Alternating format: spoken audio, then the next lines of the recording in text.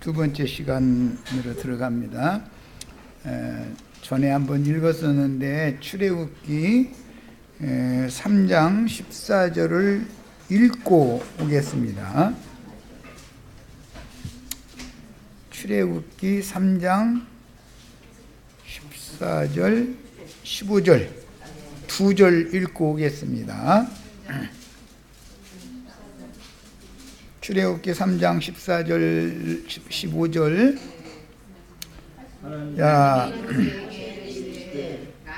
나는 스스로 있는 자니라. 또 이르시되 너는 이스라엘 자손에게 이같이 이르기를 스스로 있는 자가 나를 너에게 보내셨다 하라. 여기 있는이라는 이 용어는 하나님 자신이 하신 말씀이니까 있는이라고 표기가 된 거고, 요한복음에서는 계시다라고 돼 있죠. 존재다요, 존재. 태초에 말씀이 계시니라. 이 말씀이 하나님과 함께 계셨으니 이 말씀이 육신이 되어서 우리 가운데 계셨다. 그분이 나보다 앞서 계셨다. 요한이 이렇게 표현을 하죠. 여기에서 스스로 있는 자라는 말을 15절에 설명하는데, 하나님이 또 모세에게 이르시되 너는 이스라엘 자손에게 이같이 이르기를 너희 조상의 하나님 여호와 곧 아브라함의 하나님 이삭의 하나님 야곱의 하나님께서, 여기 여호와라는 명칭, 너희 조상의 하나님 여호와라는 명칭은 창세기에서 땅에 사람을 지으실 때 여호와라는 이름이 처음 나오죠. 창세기 2장에서. 창세기 1장에는 여호와라는 이름이 없어요. 거기서는 그냥 하나님이라고 돼 있지. 2장에서 처음 사람을 지으실 때 여호와, 사람과 하나님의 관계를 말할 때는 여호와라고 사람이 호칭한다 이거예요. 하나님의 호칭을. 곧 아브라함의 하나님, 이삭의 하나님, 야곱의 하나님께서 나라는 건 스스로 있는 자죠. 그러니까 태초부터 계신 그분이에요. 계신 분이에요. 모든 것들의 존재는 그분을 위하여, 그분 안에서, 그분으로 말미암아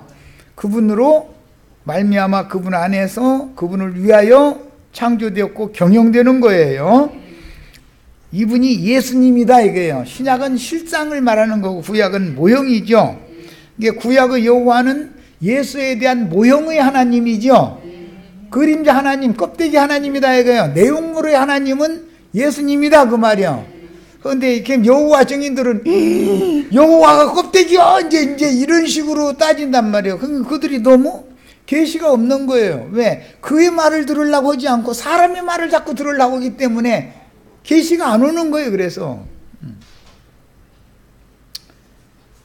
여호와라는 이름은 껍데기예요. 병아리가 나왔으면 병아리 길러야 돼요. 껍데기 품고 계속 있어야 돼요. 그냥 여호와를 계속 품고 있으면 안 되죠. 이제는 예수와 함께 거해야죠. 예수 안에서. 이게 실제적인 그리스도인이단 말이에요, 이게. 자, 그 다음에 나의 영원한 이름이요 대대로 기억할 나의 칭혼이라 그랬어요. 여호와라는 이름이 사람이 기억해야 될 하나님에 대한 칭호다 이거예요. 그런데 그 칭호는, 구약의 칭호는 모형이고 신약의 칭호는 예수단 말이에요. 예수. 자, 이제 자료 말씀 다시 들어갑니다.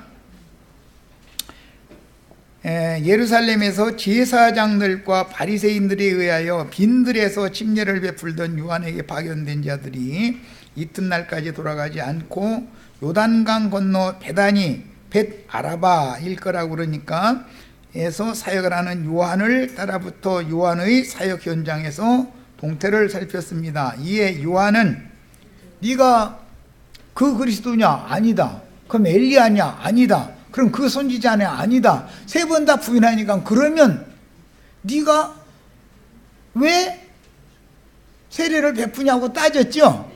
그런데 세례를 베푸는 목적은 자기 뒤에 오시는 이를 이스라엘에게 소개하려고, 드러내려고 하는 일이다 이거예요.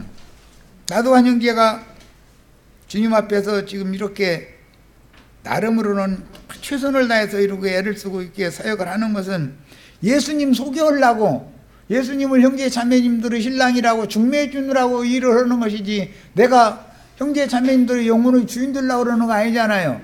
이것이 너무 명확하지 않으면 이단 감별하는 사람들이 이단이 된다 이거예요. 그렇게 이단 감별들을 잘해 사람들이. 저희가 이단이면서 보면 신기해. 자, 이에 요한은 어제와 달리 그날 마침 갈릴리 해변 나사렛에서 멀리 요한에게 와서 침례를 받으신 예수를 소개하면서 내 뒤에 오시는 그분이 나보다 먼저 계심이라 라고 소개하였는데, 본문에서 계심이라 라는 표현은 출애굽기 3장 14절, 요한복음 1장 1절로 2절 계셨으니 계셨고 라는 스스로 계신 자의 실상이 예수님이다 라는 것을 요한이 지금 뭘로, 세례를 예수님이 세례할 때 하늘이 열리고 하늘에서 이는 내 사랑하는 아들이요 내 기뻐하는 자라는 음성이 들렸고 성령이 비둘기같이 예수 위에 임해가지고 머무른 것을 봤죠. 보고 들은 것이 있으니까 요한이 목숨 내놓고 일을 하는 거잖아요 지금. 예? 나도한 형제도 하늘에서 보여주시고 들려주신 것이 없는데 뭐 신학 공부한 것 뭐 나부랭이 가지고서 말도 같지 않은 소리 본능으로 하는 율법 지식 가르치고 앉았으면 나만 죽으면 상관없지만 불쌍한 영혼들 불러다가 다 죽여놓아 버릴 수 있죠. 바울 사도가 목숨을 그렇게 내놓고 충성할 수 있었던 것은 사람에게서 가르침 받은 것 때문에 그러는 게 아니에요.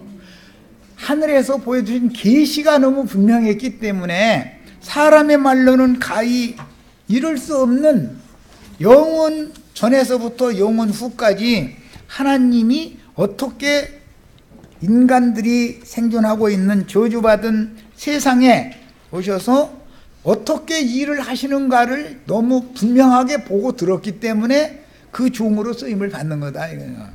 네. 그래서 우리 형제 자매님들은 사람을 만나서 세상사의 가르침을 받는 게 아니라 영원 세계에 관한 것을 가르침을 받는 게 신앙생활이기 때문에 가르침을 받을 때는 잘 분별해 가면서 들어야 되는 거다. 자기를 쫓게 하려는 야심이 속에 들어있는 건지 순수한 마음으로 그리스도의 종으로 하나님이 보낸 선지자인지 이것을 분별해 가면서 들어야 된다 그런 말이에요. 이것이 분별이 없으면 같이 망할 수밖에 없는 거예요.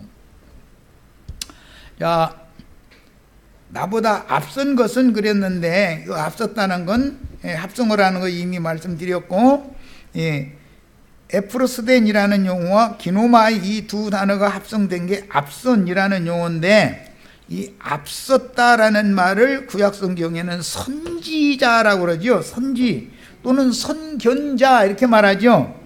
선지자라는 말은 앞서서 영원 세계에 관한 예수 그리스도 생명이신 그리스도에 관하여 아는 사람이다 이거예요. 앞서서 어떻게 아느냐, 자기가 사람에게 공부해서 배워서 아느냐 그게 아니고 계시를 받다 이거예요. 하나님이 친히 가르쳐 주셨기 때문에, 보여주셨고 들려주셨기 때문에 사람들에게 주의 말씀을 증거하는 사람 뭐 선지자라고 그러잖아요.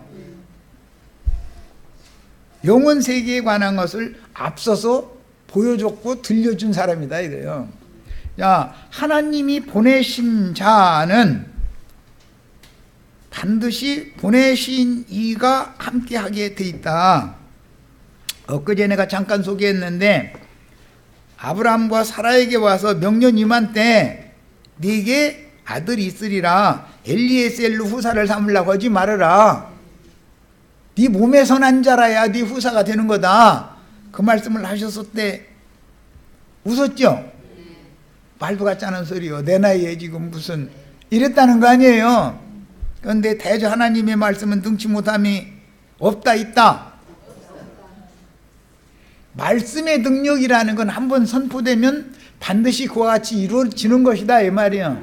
이것을 믿어야지. 이제 믿는 사람에게나 이루어지는 거예요. 그러면 여호와 하나님이 명년 임한 때 아브라함에게 약속하신 하나님이, 말씀을 주신 하나님이 다시 온다는데, 다시 오는 거는 사라가 낳은 아들이다 이 말이에요. 사라가 아들을 낳으면 그게 여호와가 그 아들을 통해서 오시는 거죠. 여호와는 말씀으로만 약속을 했는데 실상이 나타났잖아요. 나는 이제 계란 껍데기와 계란으로 병아리로 자꾸 비유를 하는데 이해를 시키느라고 이런 것이고, 말씀을 주셨으면 말씀이 응해야 되잖아요 말이에요. 그러면 말씀이 응한 실제인 아브라함은 아들을 잡아야 돼요, 여호와를 잡아야 돼요? 아들을 잡으면 여호와 하나님이, 아들과 아버지는 하나죠. 보내신 이는 항상 보냄받은 이와 함께 오시는 것이다, 함께 있는 거다 그 말이에요. 하나님이 그 중선지자에게 말씀을 맡겨서 보내면, 선지자와 말씀이신 하나님이 따로 계시다면 선지자의 말에 무슨 능력이 있겠어요? 그도 하나 인간인데, 그렇죠? 그런데 선지자가 받은 그 말씀 속에 하나님이 살아계셔서 함께 있다, 이게 선지자와 함께 있다 이 말이에요. 야, 그러면 선견자, 선지자의 가르침을 받은 사람들도 동일하게 선지자를 보낸 그분이 같이 계셔야죠.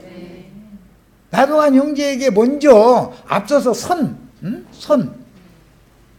예수님이 나보다 먼저 계시다 요한 이러는데, 먼저 보여주시고 들려주신 사람을 보내실 때는 보내신 이가 늘 함께 하게 마련이다 이거예요. 지금 성령께서 나도한 형제와 함께 해야죠. 그래야 성령의 증거를 할 수 있는 거 아니에요. 그러면 이 증거를 들은 형제 자매님들에게도 나도한 형제를 보내신 그 하나님이 함께 하셔야지. 그건 나 형제님의 일이지 나와는 무슨 상관이 있습니까? 잃어버리면 그 사람이 구원을 받을 수 있냐 그런 말이에요. 이 문제를 교계에서는 말씀 깨나 뭐 남이 모르는 거 한두 가지 좀 깨달았다면은 내가 그러라 이렇게 해버린단 말이에요. 자기는 종으로 먼저 말씀을 받아서 보냄받은 것 뿐이고 그분을 소개하는 거예요. 그럼 그분을 영접하면 그분이 형제 자매님들에게도 함께 있는 것이 그 종을 앞에 보낸 목적이지 지가 그 주인되라는 건 아니잖냐 이 말이에요. 지금 예루살렘에서 사람들을 요한에게 보냈는데 요한이 나는 아니다 자꾸 자기를 부인하는 얘기가 뭔 얘기인지를 이해시키느라 그래요. 그러면 요한을 보낸 하나님의 말씀이 빈들에서 요한에게 임했다고 했는데 하나님의 말씀이 요한에게 함께 하시지 않는다면 어떻게 말씀을 전하냐 이 말이에요. 그러면 요한이 그 말씀 받은 말씀을 전해서 요한의 제자가 된 사람들은 그들에게도 요한이 받은 말씀의 하나님이 함께 계셔야만, 목적은 요한에게 가르침 받는 사람들에게 모든 단체적으로 함께 계시는 것이 목적이지 요한 한 사람에게만 함께 계시는 것이 목적이 아니잖냐 이 말이요. 요한이라는 사람은 하나의 중간 다리인 것이지 그가 목표 지점에 이른 건 아니잖냐 그 말이요. 하나님의 목적이 하나님의 일을 어떻게 하는지 순서를 지금 말하는 거예요. 형제 자매님들에게 이 모든 말씀이 다 응해야 되는 거예요. 나도 한 형제의 먼저 이런 계시를 보여줘가지고 가서 증거를 하게 하시는 것은 목적이 형제 자매님들과 함께 하시고자 하는 것이 목적이지 나도 한 형제만 특출나게 뭘 함께 하는 그런 신이 되고자 하는 것이 아니다 이 말이요. 이 말을 왜 하느냐면은 개인적인 신령주의를 추구하는 것이 소위 성화주의라 그러는데 오늘날 그 사람들은 항상 자기 개인이 하나님과 무슨 관계가 맺어서 뭐가 되는 거 자꾸 그 얘기를 하죠.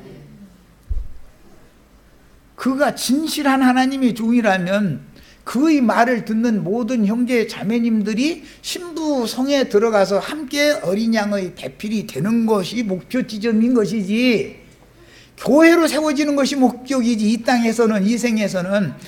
영원한 하나님의 시간을 연결하는 것은 교회가 연결을 하는 거지요. 교회가 연결하는 거예요, 영원 후까지는. 야, 그런데 교회라는 것은 육신을 입은 사람, 광야 교회로 생활하다 떠나야 되니까 한 세대 한 세대가 오고 가고는 반복해서 긴 시간이 연결이 되는 거예요. 그런데 어느 한 세대를 살다 죽은 어떤 사람을 못 만난다, 예를 들어서, 그러면 다른 사람들은 구원을 못 받았다 이렇게 주장하면 그 말이 맞냐, 그 말이요. 베드로 때와 사도들의 때는 사도들의 말을 들으면 그게 하나님의 성령이 사도들과 함께 하셨던 것이죠. 사도들이 자기네들의 말을 하는 게 아니에요. 하나님이 말하라 하시는, 성령이 말하라 하는 대로 말을 했다고 돼 있어요. 그것이 하나님의 종들이죠. 그런데 스스로운 자는 모든 말을 자기 말을 할 거다, 그러면 많은 사람들이 그를 따를 거다 그래서, 그게 무슨 말이에요? 매 세대에 이런 일이 지금 반복되고 있죠. 이 싸움이 어마어마한 싸움이다 이거예요. 예루살렘 사람들과 요한이 지금 말다툼하는 걸로만 간단하게 생각해서 넘어갈 일이 아니다 그런 말이에요. 자칭 내가 그러라 하는 사람들이 한두력이었어요. 매 세대에 다 사람들을 얻어서 자기를 바라보고 자기를 쫓아오게 만들려고 하잖아요. 그게 야심이다 이거예요. 그러면 그 인간의 말을 들으면 저의 말을, 그리스도의 말을 들어야지, 성령이 교회들에게 하는 말씀을 들어야지, 성령과 신부가 하시는 말씀을 들어야지, 그 사람의 말을 들어서야 되겠냐 이 말이요. 너희는 그의 말을 들으라. 그분이 그가 내 사랑하는 아들이 내 기뻐하는 자니까 모세의 말, 엘리야의 말 들으려고 하지 말라 이 말이요. 시대가 바꿔졌지 않냐 그 말이요. 이해하셨죠 이제? 이렇게 중요한 문제예요, 죽고 사는 문제가. 자, 이게 3페이지 가겠습니다. 나도 그를 알지 못하였으나 예수 그리스도 유일하신 참 하나님과 그의 보내신 자 예수 그리스도를 아는 것이 영생이죠. 그게 요한도 하나님의 말씀을 받아가지고 있었지만 생명은 없었던 거잖아요. 그를 알지 못했다는 건 영생이 요한과 함께 하지 않았다는 거예요, 아직까지는. 그러나 내가 와서 물로 세례를 베푸는 것은 그를 이스라엘에 나타내게 하려 합니다. 말이에요. 이게 충성된 종이죠. 자기가 좋아하는 모든 자로 자기 안에 삼는 자와 참 남편에게 한 남편이신 그리스도께 중매하는 자를 잘 구분해서 말씀을 가르침 받아야 된다 이 말이에요. 이만희는 지가 또 다른 보혜사 성령이래잖아요. 아니 이만희가 이만희는 인간이지 지가 어떻게 성령이야? 성령은 시간과 공간을 초월해서 찾고 사모하는 자에게 어느 곳에 동시에 임할 수 있죠. 시공을 초월하실 수 있는 하나님이니까. 그런데 인간 이만희가 어떻게 성령이 됩니까? 에? 그건 또 엊그제 또 들어봤더니 어떤 자매가 또 자기는 성령 어머니라 하겠다고 했더니 참 아버지 성령 어머니 성령 갖다 찍어 붙이면 다 말인 줄을 함부로 씌우려 대고 앉았어. 큰일 날 소리를 왜.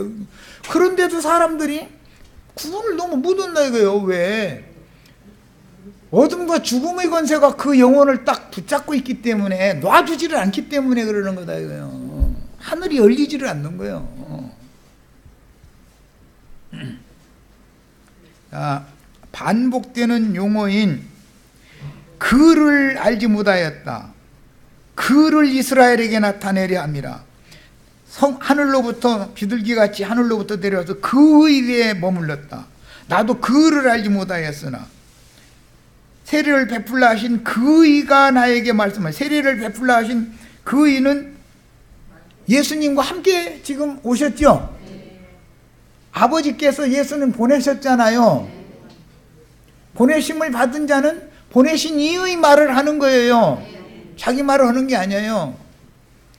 저기 성령께서 보내셨으면 성령의 증거를 하겠죠, 당연히. 그런데 지 혼자가 성령은 아니지 않냐 이 말이요.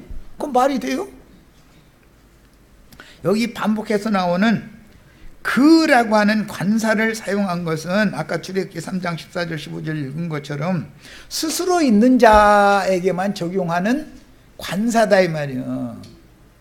내가 곧 그다 그러면 내가 여호와다, 내가 곧 예수다, 예수님만이 내가 곧 그다라고 말할 수 있죠. 너희는 내가 그인 것을 믿지 아니하면 너희 죄 가운데 거저 죽을 거다. 그렇게 선포할 수 있는 분은 누구밖에 없다? 예수님밖에 없어요. 예수님을 소개하는 요한이라도 내가 그라고는 하면 안 되나 마나가네. 그거는 말도 안 되는 소리인 것이죠. 그런데 내가 그러라 하는 자가 너무 많지 않냐 이 말이요. 이게 이 세대에만 많은 게 아니야. 한국에만 뭐 한참 전에 30년 전에 내가 40명이라 소리 들었는데 지금은 숫자가 늘어나면 늘어났지 뭐 줄어들겠어? 개나 거리나 다 나서서 내가 그러다고 뭐 다 이래가지고 사람 10명만 따라와도 그 버르쟁이를 안 누려고 그래. 다 떠나가 버리고 혼자 남으면 내가 그러라 한 것이 내가 헛소리 했나 좀 생각을 해볼 텐데 따르는 사람 한두 명이라도 있으면 그 버르쟁이를 못 놔. 그거 보면 그 신기한 일이야. 하여간 혹시 나도 한영재가 어느 날 가짜내 가지고서 내가 그러라 그러려고 미친놈 개소리 완전 내 이러고서는 떠나가셔야 돼. 미친놈아 미친 소리 그만해. 너 뭐 잘못 먹었어? 이러셔야 되는 거잖아요.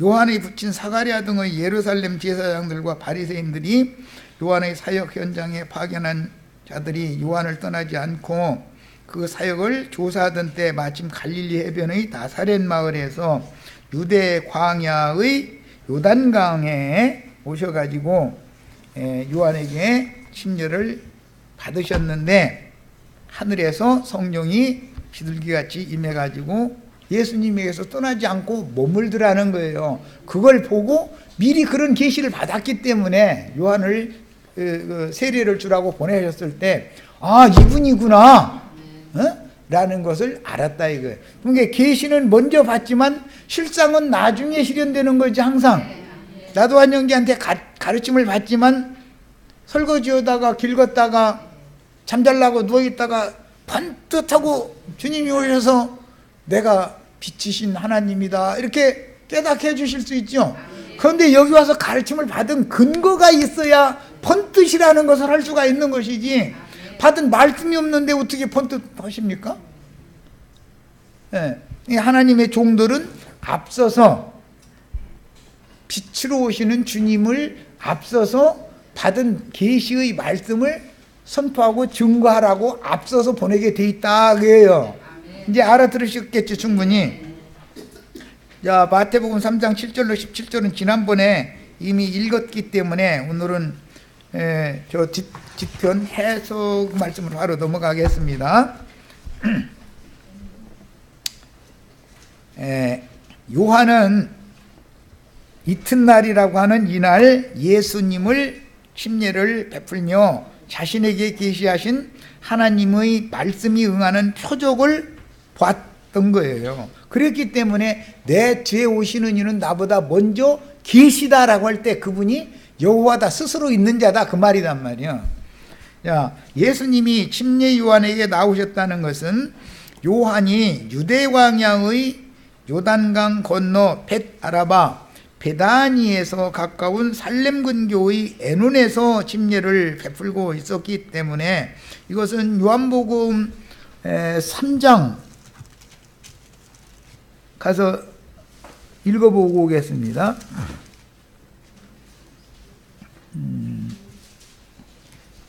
에논에서 요한이 세례를 23절. 자, 거기 읽습니다. 예수님이 이제 사역을 시작했는데 요한도 살렘 가까운 에논에서 세례를 베푸니 거기 물이 많으니라 그랬어요. 여기 물이 많은 물샘이 많은 것은 아브라함, 이삭, 야곱이 대대로 기업으로 받았던 유대 광야죠.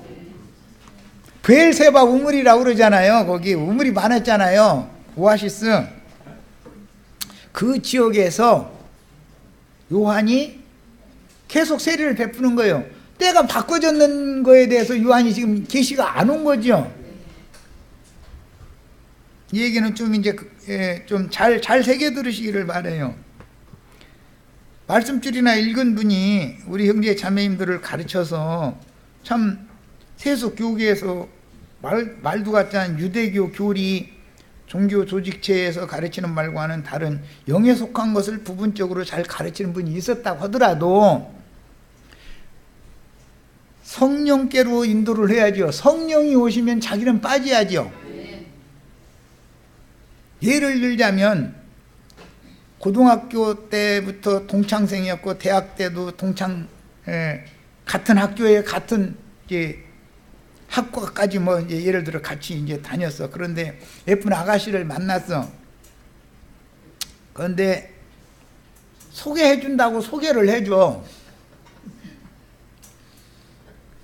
그러고 나서는 이 순진한 청년이 그 아가씨를 그렇게 사랑해. 이제 결혼을 이제 하겠다고 부모님한테 결혼하겠다고까지 데려다 인사시키고 다 이래. 그런데 나중에 알고 보니까 지가 미리 사귀던 아이요. 그러고 뒷전에 가서는 소개해 준다고 저한테 해놓고 나서는 뒤로 또 만나고 있어. 그러면은 그놈 죽일 놈이에요? 그놈 잘했다고 상줄 놈이에요?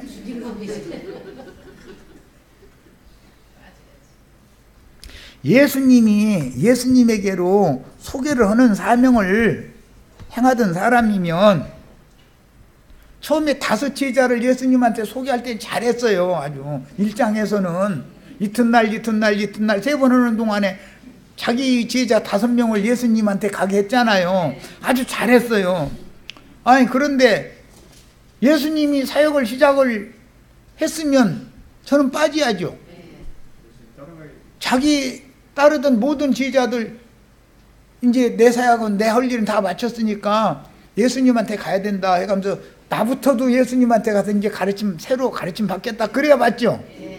그런데 내 밥그릇 뺏길 수가 있어? 이랬다 이 말이요. 예를 들면 그러면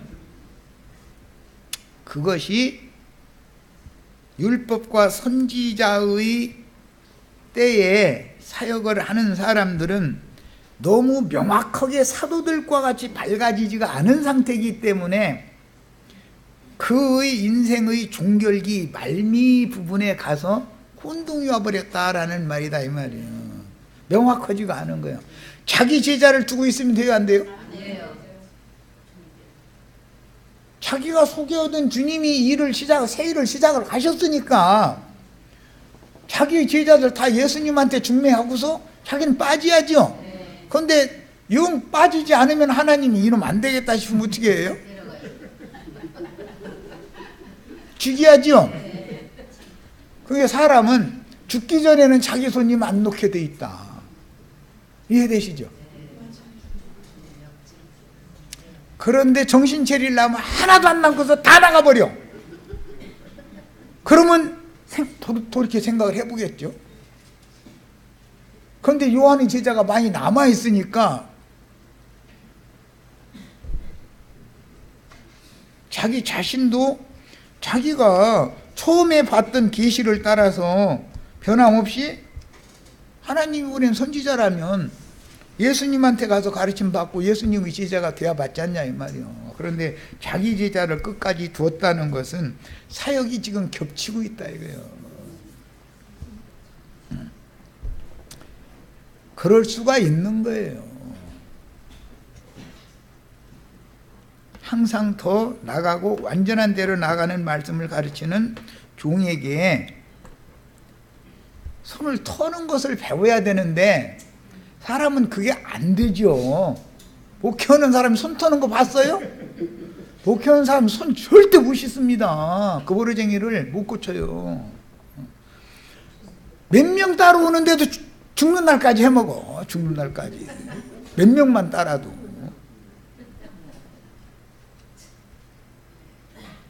이러지 말고 우리 내가 사실은 어디 가보니까 이게 내가 전하는 말씀보다 앞선 말씀을 증거로 하는 분이 있더라. 그럼 우리 다 거기 가야 된다. 이렇게 하면은 그 상이 크겠죠. 그런데 그게 됩니까? 나부터도. 그런데 그런 사람을 난 못 만나서 그래. 아직 내가. 만났으면 난 우리 형제 자매님들 거기 가자고. 난 당연히 그래야 되거든.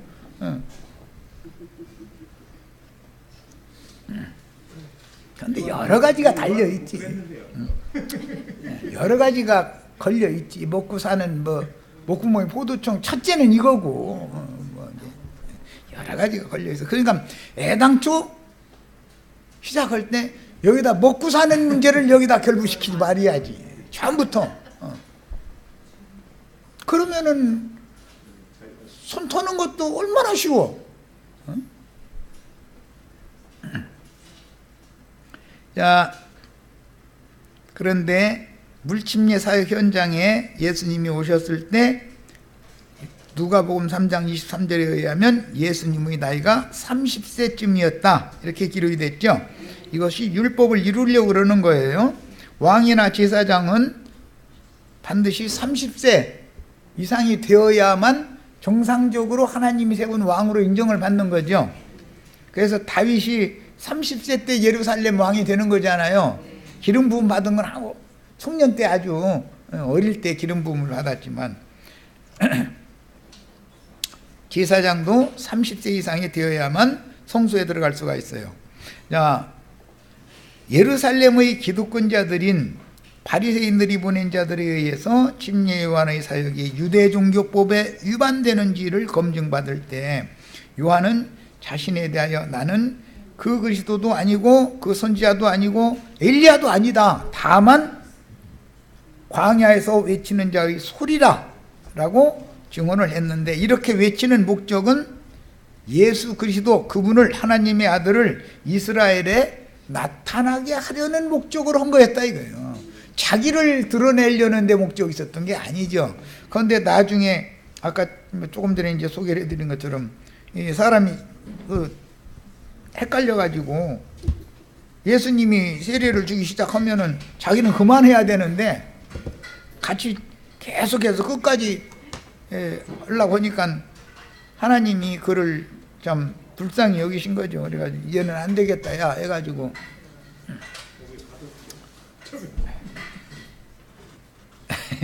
헤롯의 손에 의해서 걔 침례 못 주게 세례 무더기 해야 되겠다 해서 딱 분리시켜서 마사다라고 하는 그 성에다가 가둬놓게 만들었죠. 그랬는데도 미련이 안 끝나갖고 내가 당신에 대해서 증언은 하기는 했었는데 당신이 오리라 한 거기가 맞습니까? 우리가 또 딴 사람 기다려야 됩니까? 하면 아직도 좀 헷갈린다는 거죠. 왜 그러는가? 육신의 일이 영의 일과 구분이 명확하지 않았기 때문에 그랬다는 거죠. 이미 오셨으면 또 기다릴 필요가 없죠.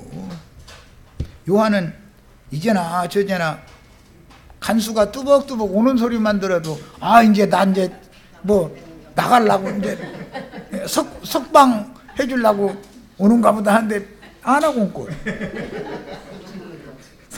석방은커녕 나중에 뚜벅뚜벅 하더니 나와! 그러더니 가서 목을 댕강 쳐버리더라는 거잖아요. 그러니 그동안에 갇혀있는 동안에 얼마나 애간장이 탔겠어요. 육신에 속한 미련이 끝난다는 게 그렇게 쉽지 않더라는 거예요. 이상과 계시가 명확하지 않은 상태에서는. 자, 뭐 한참 후에 할 말씀까지 다 미리 다 해버렸네. 유대교 체제의 기득권자들이 자칭 나는 그로라 하는 자들을 극도로 주시하며 극단적인 경건주의를 실천하면서 사람들을 모아 유대교 지도자들의 부정한 행위들을 비판하는 자들을 감시하던 상황에서 예수님이 친히 벳아라바, 요한복음 1장에서는 베다니라고 그랬는데 거기까지 멀리 찾아오신 것은 요한의 사역과 예수님의 사역은 불가분의 관계가 있으며 유대교 체제의 배척과 회방을 예고하는 것입니다.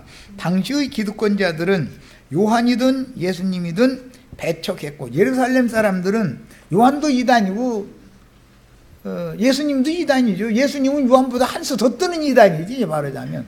더 나간 말씀을 하니까. 그 당시 유대 땅에는 극단적인 경건주의가 팽배하여 광야의 동굴 등에서 금식과 기도로 메시아를 고대하던 이스라엘 사람들에게 때가 찼다고 외치면서, 이게 말세의 증거죠. 말세에는 많은 거짓 선지자들이 나타나야 되는 거죠. 그 목적은 왜 그래요? 그게 메시아의 때가 임박했다는 표시잖아요.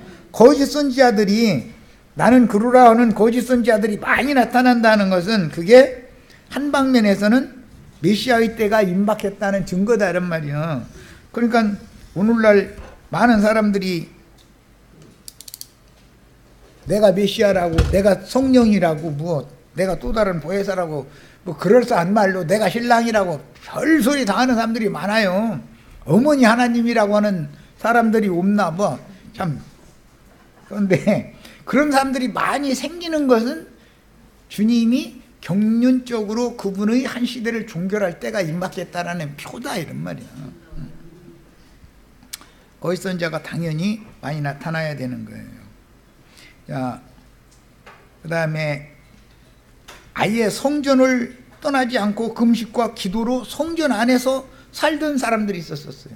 이게 종교적으로 막 완전히 막 이렇게 메시아를 그렇게 간절히 기다리던 그 마지막 시기였었다는 거죠. 율법과 선지자의 때가 종결되고 예수님의 새 시대가 올 즈음의 상황이 그랬다는 거예요. 많은 자칭 선지자들과 경건주의자들 중에서 심례사역자 요한을 찾으신 것은 요한이 예언을 이루는 사역자였음을 주님께서 인정하시는 것이고, 주님 자신이 요한에게 심례를 받으심으로 그 당시에 극단적인 경건주의를 행하며 유대 광야의 요단강 물로 사람들에게 침례를 주며 말세를 준비하라고 외치던 많은 거짓 선지자들과 주 앞에 길을 준비하라고 보내신 요한의 사역을 명확하게 분별시킨 것입니다. 이제 팔레스타인의 그 지리에 대해서 좀 아실 필요가 있는 것이, 헐몬산이라고 하는 하늘의 씌운 산을 상징하는 헐몬산의 눈이 녹아내려가지고 모인 것이 갈릴리 바다죠. 갈릴리 바다는 저수까지 다 보일 정도로, 물고기 노는 것이 다 보일 정도로 이렇게 막다는 거잖아요. 그게 팔레스타인의 땅의 중심부로 흘러서 남으로 흘러내려와가지고 사해, 지금 요한이 침례를 주고 있는 죽음의 바다, 자, 맨 위에는 상류, 생명수의 궁창 위에 물이라고 비유한 생명수의 물이 거기 있죠. 상수물이 거기서 흘러와가지고 팔레스타인 땅을 적셔서 그 물이 흘러가는 곳은 다 죽은 땅이 소성 살아난단 말이에요. 그런데 사해에 도달되면은 그 죽음의 바다가 된다 이거예요. 그 물이 다 죽음의 바다다 이거예요. 자, 그래서 우리는 팔레스타인 땅의 그 지리에 대해서 좀 생각할 필요가 있어요. 갈릴리 바다는 생명수가 거기 흘러 들어오는 거예요. 유입되는 거예요. 그래서 생명이 풍성한 거예요. 그러나 흘러내려가 가지고 사해 바다에 오면 물고기 한 마리도 못 살아요. 거기는 죽음의 바다이기 때문에. 자, 이런 것은 비유다.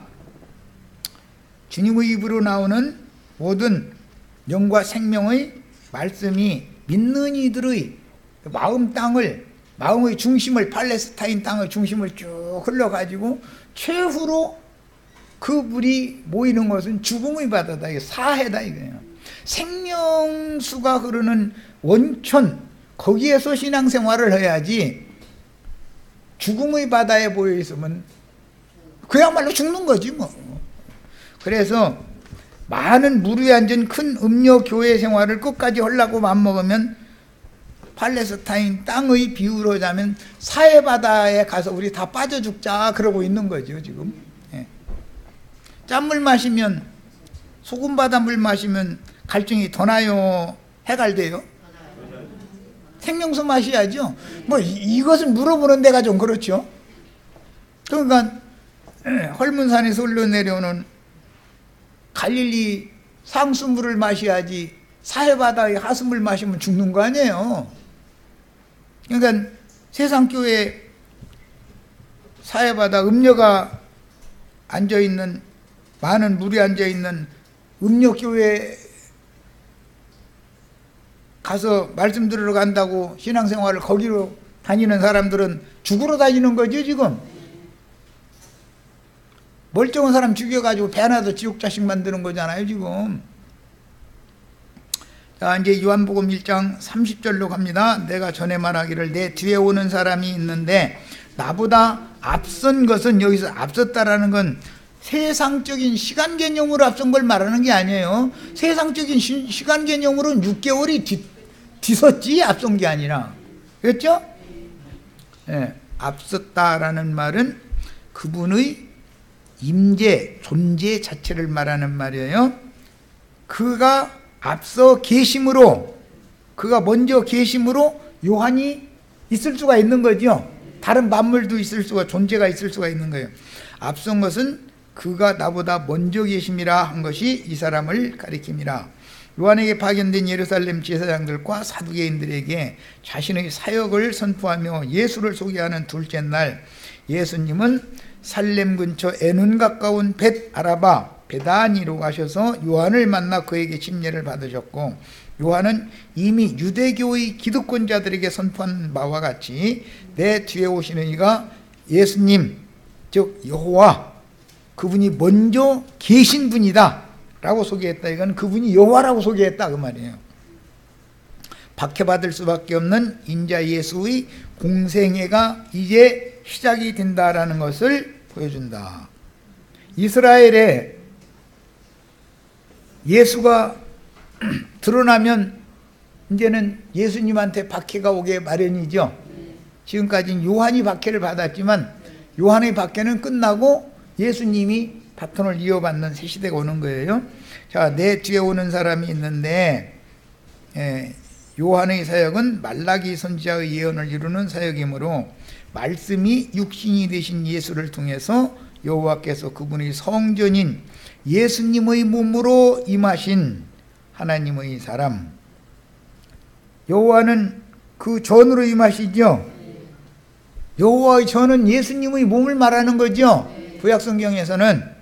그런데 신약성경에서는 구속을 이루신 예수님이 지금 교회를 새 몸으로 취하셨죠. 더 크고 완전한 새 몸이죠. 신령한 몸, 다시는 죽음이 없는 몸이에요. 교회예요. 야, 그러니까 이제 아까 내가 이 말씀을 이제 증거를 하기 위해서 어떤 소개하는 사람 한 사람을 위해서 하나님이 누구에게 말씀을 맡겨 파송하는 것은 아니다. 목적은 교회를 세우려는 것이다. 형제 자매님들에게, 나도 한 형제에게 계시된 것이 동일한 영으로 같이 계시가 임해야 된다. 또 같이 깨달아지셔야 되는 거예요. 목적이 최후의 목적에 이르러야 되는 것이지, 중간 과정에 있는 사람은 종일 뿐이죠. 보냄 받은 자일 뿐이죠. 그런데 지가 보내신 이 행세하면 되냐 이 말이에요. 자, 여기까지해서 두 번째 시간 마치겠습니다.